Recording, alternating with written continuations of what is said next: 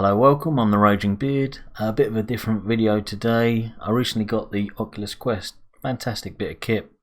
What they pack into that standalone headset is quite phenomenal, and I've been playing room scale games in my living room, which gives me a lot more space, and this rig takes up a lot of this room, obviously.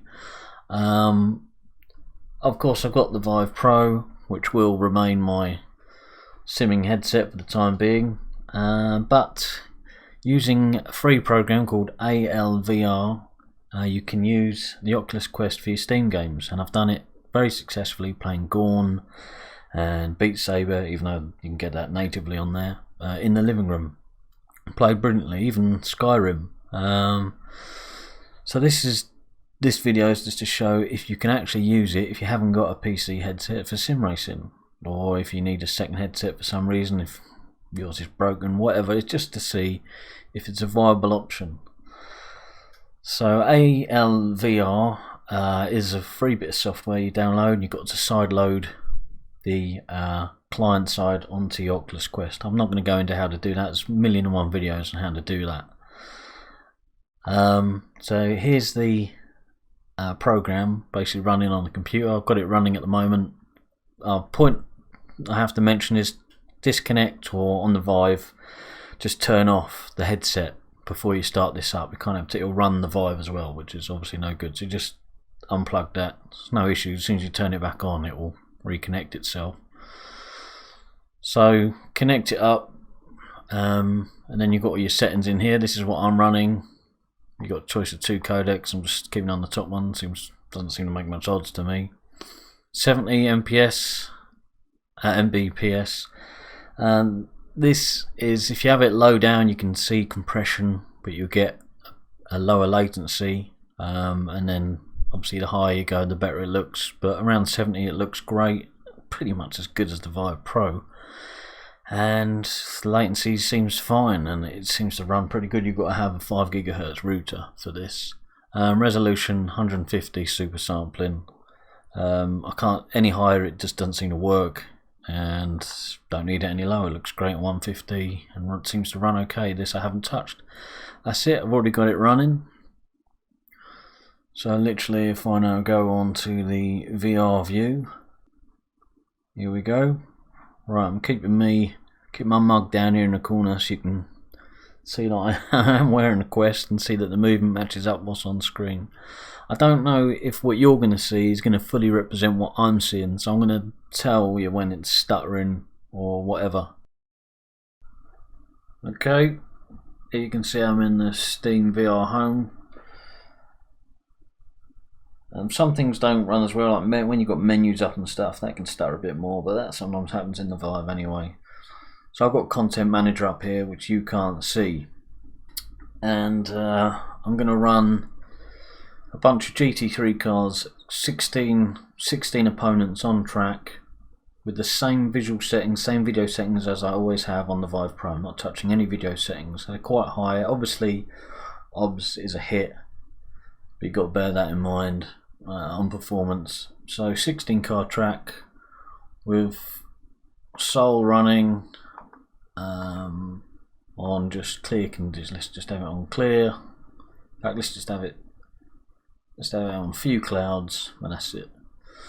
Midday, 16 cars on the Nürburgring. Okay, let's click go. So it's running Assetto Corsa now. You can have ALVR pump the sound through the Oculus, but that's going to take up some bandwidth or whatever. So, and there are speakers on here which work pretty good for the sort of things you play on this, but ideally you want a headset on. Okay, so here we are on the grid at Nürburgring. 16 cars in front of me. I'm starting at the back to keep a full grid ahead and see what impact that has. Bear in mind I'm running OBS. OBS is quite a big hit, and I could lower things to compensate, but I'm just going to leave things as they are. I'm going to leave the car as it is, and let's just get going.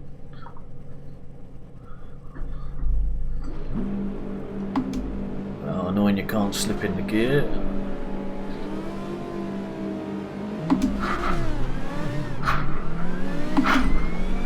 So I can look around, get a notification someone's playing a game. That's good timing. Can look around the car.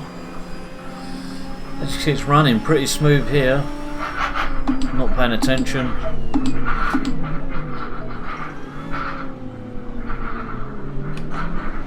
Look at this. I'm on a completely wireless headset and it's totally playable. This is amazing, isn't it?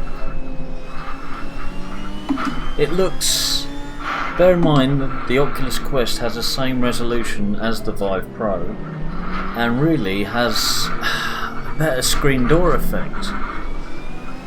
I mean, when you're playing Oculus Quest games, it's not going to look as good because it doesn't have the power to back it up. But the computer's powering this, and it looks damn good.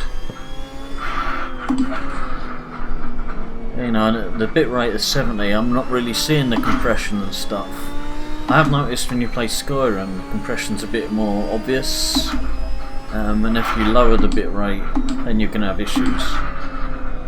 Now, as for input, what I said before, yeah, the higher the bitrate, the more latency you might get, and you can look on the. If I lifted my headset up now, I could look on the screen and see the total latency I'm getting. Obviously, the lower the better. And then there is a little bit. In fact, it's much like Assetto Corsa Competizione seems to be a bit in that always. But it's not making it unplayable. It's minuscule, and it's only because I'm thinking about it. Otherwise, you're not noticing it. You know, if you're looking at your steering wheel and you're jiggling it, you can see it, but just eyes on the track racing. This is amazing. This is amazing. 100% playable. It's not. It's almost not even a compromise. There's almost no compromises. I told you when I'd see stuttering and stuff. Well, there's the odd frame here and there. It's not completely 100% smooth all the time, like, you know, like I might have, or like I do have on the Vive Pro. But it's not like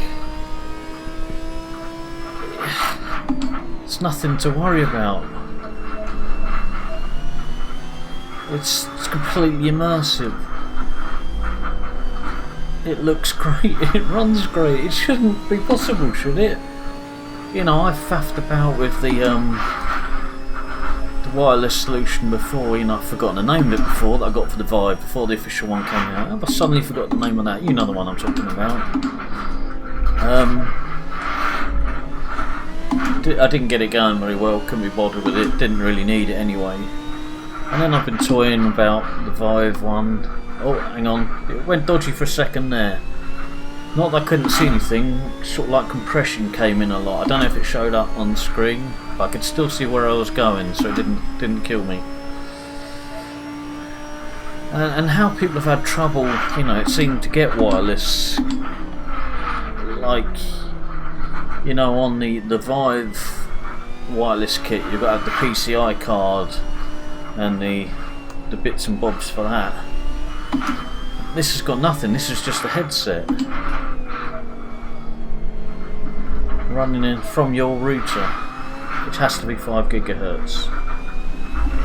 Now I wonder if you could get even better performance, really up the bitrate with the gaming route or something. I don't know enough about that. But here we are. Bit of stutter there, bit of stutter here. Stuttering a little bit, and it stopped. That's the first time it's done that much stutter, and it's gone now. And look, I've got all these cars visible in front of me as I lock up.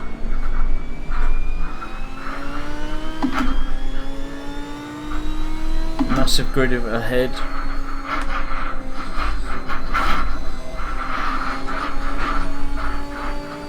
Ridiculous, ridiculous.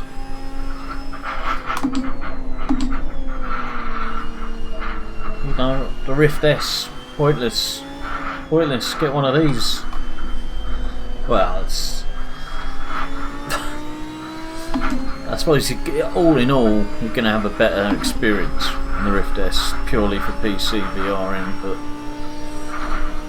if you can only have one headset,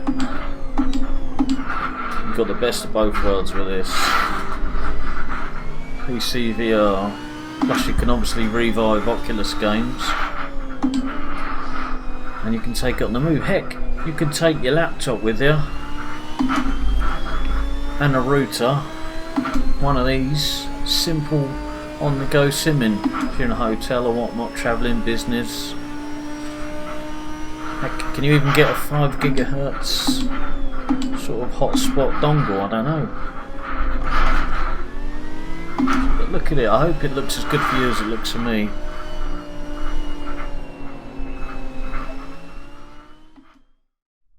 Okay, so we know it runs great in Assetto Corsa. For the sake of it, let's try another one, Project Cars 2, which can be performance hungry. I'm keeping the settings again as I usually have them on the Vive Pro. With the 1080 Ti it runs great, looks great. Obviously bear in mind the S-OBS is a hit, so it'll always be better than it is now. Also I'm on a motion seat, so there is more shaking around than you might otherwise expect, but I can't drive without that on.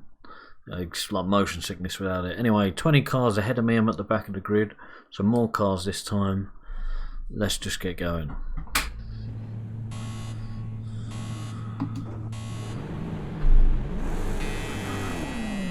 Right, I can tell you now, it's looking pretty damn good. It's running good, 20 car grid, and this is looking good. Really bunched up here, still running perfectly. Look at this, amazing. Shaking my head, if I shake my head a lot, I can see slight black bars at left and right. Well, obviously don't drive along doing that, otherwise it looks brilliant. It looks... What's going on here? Jesus Christ. Traffic into a rouge, right.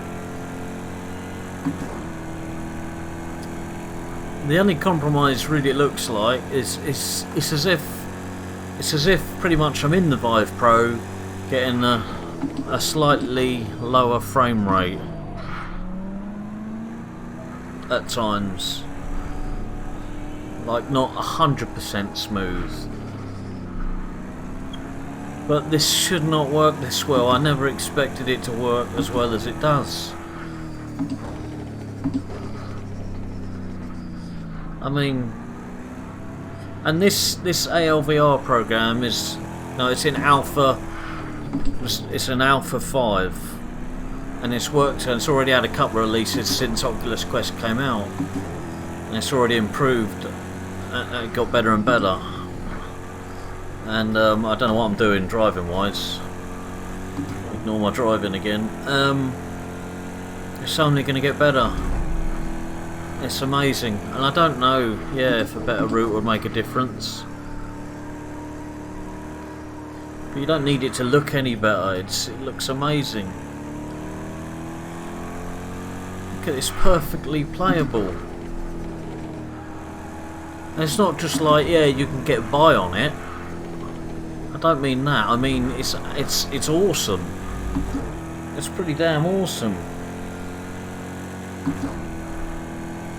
But it's not as smooth. That's the only thing, you know. It's like a lower frame rate, but not. Oh God. But not to a point where you can't play it. And as I say, this is Project Cars 2, and this is with OBS running, which I know is quite a big hit. And as it is, oh, it's perfectly serviceable. Turn OBS off, be even better.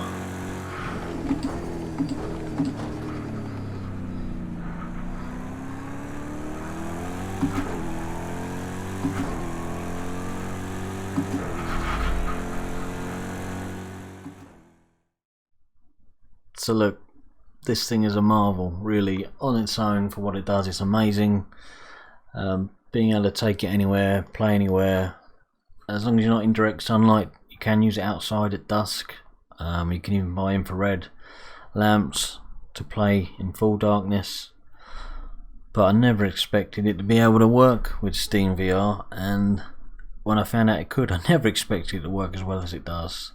And there you saw Assetto Corsa Project Cars 2 running great. It's not perfect. Obviously it's not perfect. It's not as good as the Vive Pro. Visually it pretty much is, but every now and then a bit of compression came in, but not that often. It's just the frame rate's not quite as high, it feels. And that's pretty much it. I was thinking you would be compromising a lot, but really... Okay, that's the cat destroying more carpet. The little bit of carpet that's left, that's the raging cat. Getting his rage on, but yeah, so... You done? So, yeah, you know, if you can only have one headset, especially as it's only going to get better, this is something to consider. But if you've got a Quest, give it a go, you'll be surprised. And if you've got a PC and can't afford the whole PC VR kit, because it is a lot of money, I mean, yeah, you can go cheaper with Oculus, but you know, if you're only getting one headset, this is something to consider, especially if PC VR isn't your main focus. Anyway, I just wanted to demo that it is possible, more than possible. It runs pretty damn awesome. So yeah, there you have it, and I'll catch you later. Cheers.